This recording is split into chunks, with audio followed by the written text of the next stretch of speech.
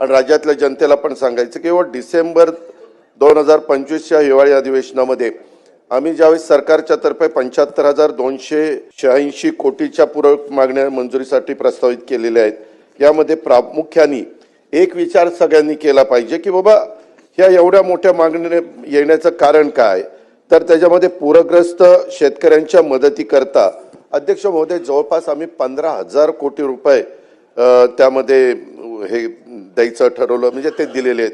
मुख्यमंत्री बळीराजा वीज सवलत मध्ये जवळपास 9,000 कोटी रुपये आम्ही ॲडिशनलचे द्यायचं त्याच्यामध्ये ठरवलेलं आहे।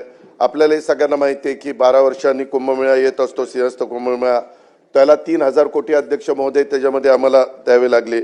आणि सभागृहाला माहिती आहे की महात्मा ज्योतिराव फुले जनआरोग्य योजनेच्या वाढीव व्याप्ती दोन्ही बरेचसे सन्माननीय सदस्य म्हणायचे की काही आजार त्याच्यामध्ये तुम्ही अंतर्भूत करून घ्या, त्याची व्याप्ती वाढवा। उपचारमध्ये अंगीकृत रुग्णालयासाठी सुमारे 900 कोटी रुपये आणि संजय गांधी निराधार ह्याही सगळ्याच्या करता निधी हा जास्तीचा ठेवायला लागला।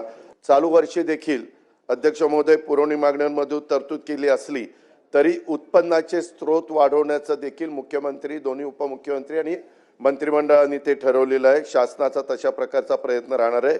त्याच्यामध्ये विशेषतः जीएसटी, वस्तू व सेवा कर, नंतर एक्साइज, उत्पादन शुल्क आणि खाणकाम यापासून मिळणारा महसूल वाढवण्याच्या करता आवश्यक ज्या ज्या काही उपाययोजना करणं गरजेचं आहे त्या करण्याच्या करता शासन प्रयत्नशील राहणार आहे।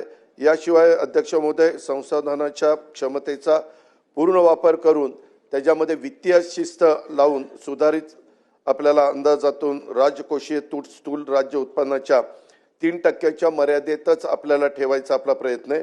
अध्यक्ष महोदय, आम्ही ज्यावेळेस राज्याच्या वतीनं दिल्लीमध्ये कुठली मीटिंग असेल त्यावेळेस जातो, त्यावेळेस आज देखील देशामध्ये 3च अशी राज्य आहेत की जे कर्जाचं प्रमाण त्यांनी केंद्राने ठरवून दिलेलं जे टक्केवारी आहे त्या 20% पेक्षा कमी आहे। त्याच्यामध्ये गुजरात आहे, त्याच्यामध्ये ओरिसा आहे आणि त्याच्यामध्ये आपला महाराष्ट्र आहे। हे पण मला अभिमानाने सांगावंसं वाटतं।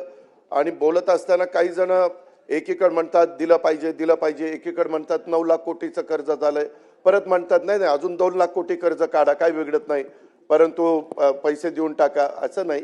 काही त्याला आर्थिक शिस्त ठेवावी लागते आणि त्या सगळ्या गोष्टीचा साकल्याने विचार करून हे महायुतीचं सरकार अध्यक्ष महोदय त्या ठिकाणी काम करतंय।